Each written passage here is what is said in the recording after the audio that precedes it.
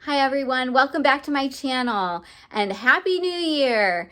So with that, I thought that it would be fun to do a quick recap of the pins that I was able to snag during the first and third weeks, Pin Drop Tuesdays of 2026.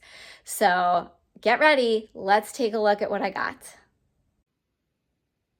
So here we have our first week of January 2026 pin pulls.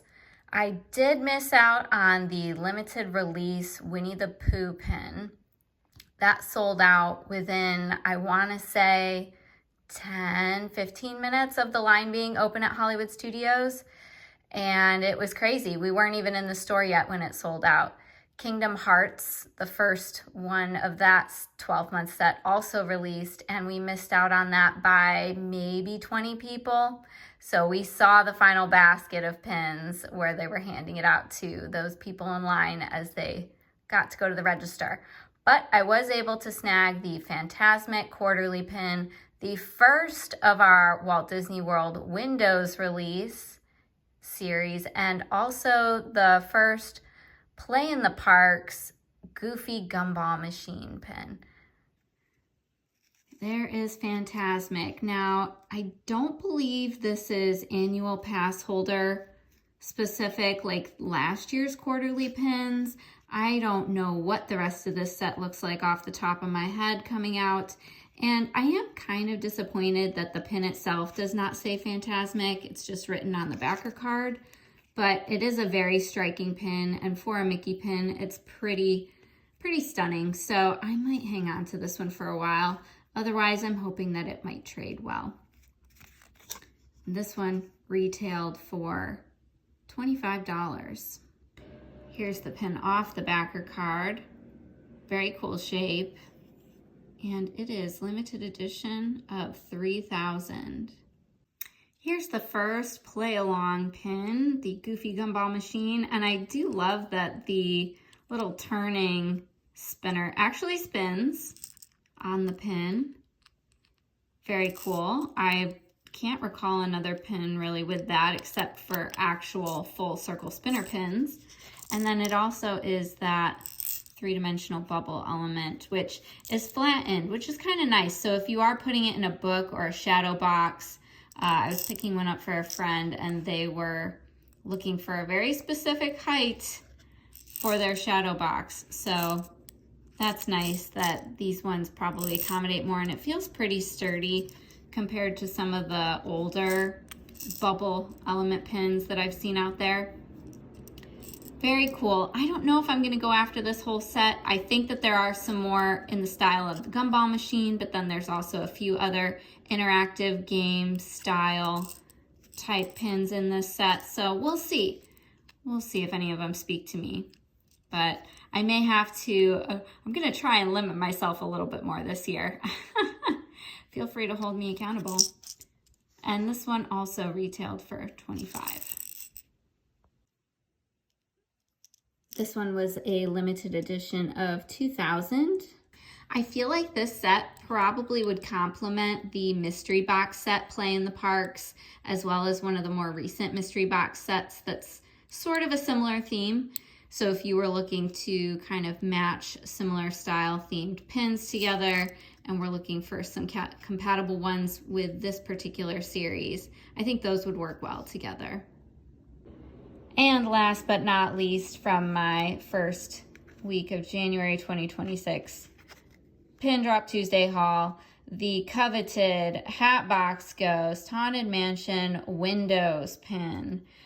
So everyone was asking, what did we think the new 100 Acre Wood Winnie the Pooh monthly series was going to be, in part because that pin just was the grail every month, and it was driving so many people to the parks and to Disney Springs to try to snag those pins as early as possible. Some people getting in line as early as 5, I think, or before, which is crazy. Did not used to be like that. But I get it. There was only a set number of them. I understand it was limited release and we didn't know the edition size. These ones we do. We were sure that the Windows was going to be the new Winnie the Pooh for us this year, and making things very difficult to grab them, but I actually think it's gonna be the Kingdom Hearts series. That is highly coveted right now. There are a lot of Kingdom Hearts fans. It's kind of an underrated, underplayed, under-reviewed sort of gaming opportunity out there, but it's got a significant following, and they just don't have a lot of paraphernalia around Kingdom Hearts, so I can see why it's drawing a big crowd. Everyone's coming out of the woodwork to see if they can snag their coveted hearts to complement their interest in the game. But I'm going to try to do the window set. I think this pin is really cool. Now, they do use the dipped enamel. I guess they're using the soft enamel on these pins. I have a feeling these are going to be highly faked, like a lot of the other previous window series out there from Disneyland and beyond. But I know this one's real. I got it at the parks myself. I question the use of the soft enamel in that case, because a lot of times that's one of our good indicators that a pin should probably be looked at twice or thrice. But anywho, there it is in all its glory. This set's pins are a limited edition of 2,500. And this pin retailed for $27. They're starting to get up there. Disney's realizing that people will pay. So we'll see. We'll see how that trend goes. I mean, I don't see them going down, especially as they become a little bit bigger and a little bit more detailed and elaborate.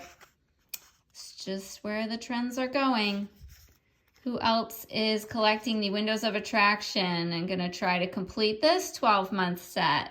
Drop a line in the comments below. Can't wait to see how many of us are gonna be chasing this series.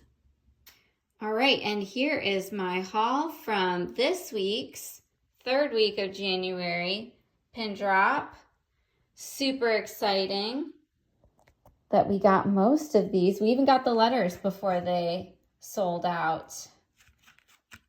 So we'll take a closer look.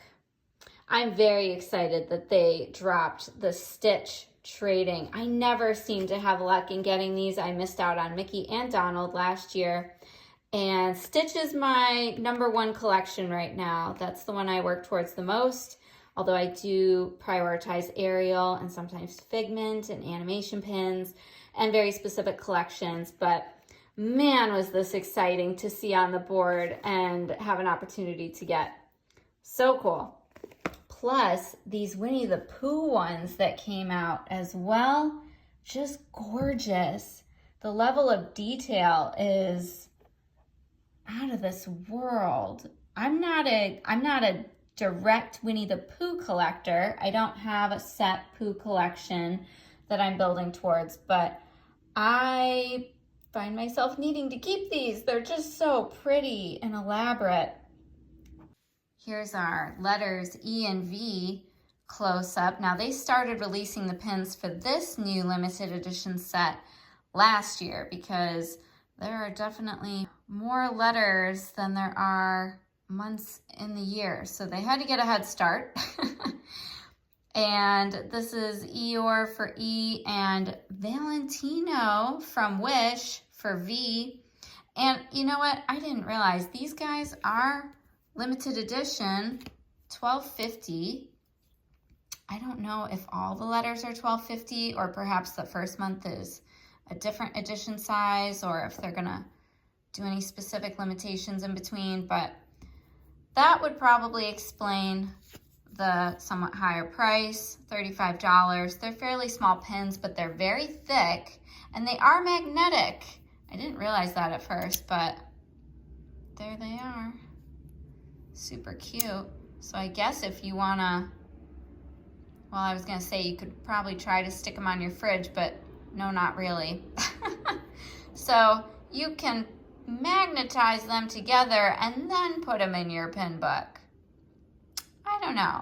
Very cool concept, very heavy duty, nice quality.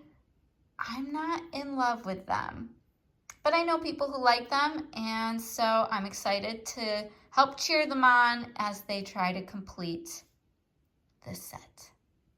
Let me know what you think in the comments below about the current alphabet set, especially compared to all the other ones out there.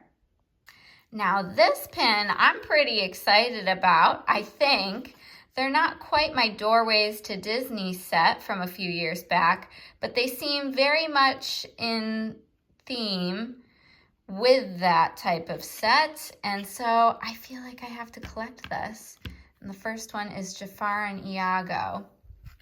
It's not like they're all villains, although the black and gold is kind of giving that vibe, but we'll see. The rest of them look kind of cool. I feel like the fronts are kind of plain in comparison to what I remember the Doorways to Disney looking like. I do have that full set. I did make a point of finishing that, though not exactly at the time that it came out, I regret to say.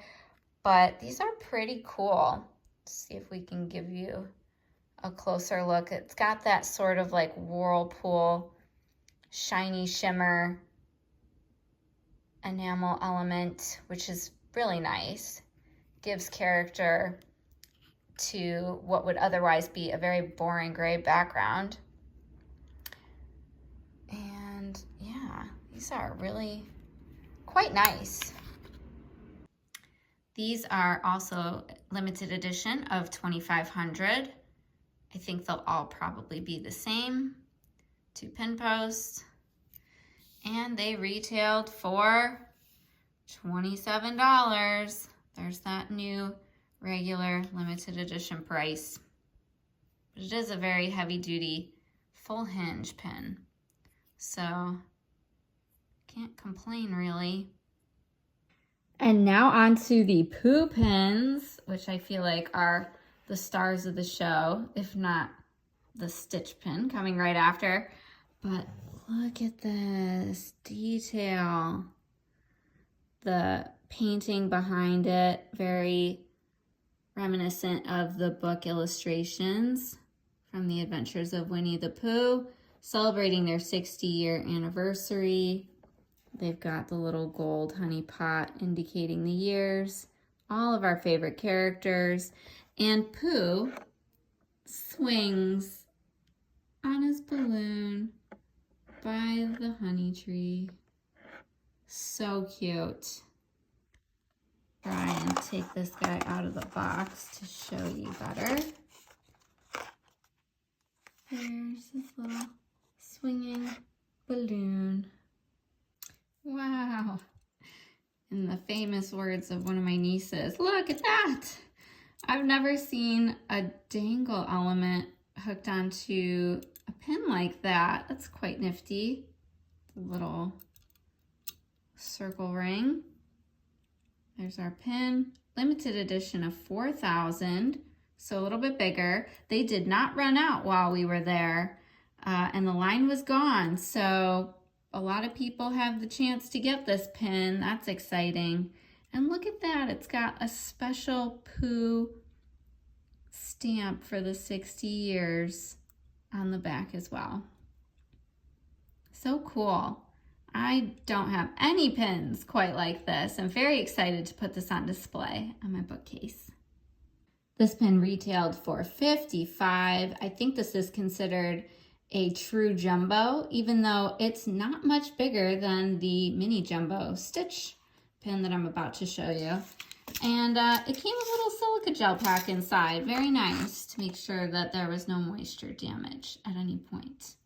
And the balloon is a rubberized element. So, I don't know. I feel like some people are probably not fans of that. I try to steer away from some of the rubberized pins. I notice that they tend to get a little dull and dirty looking in some of my books, but this one's gonna stay in its box on display, so that'll probably help keep it nice and clean. Here's the final Pooh pin from this particular haul. I will say that I did get to snag a couple of the Winnie the Pooh honeycomb mystery box sets. I believe those were limited release, just like this.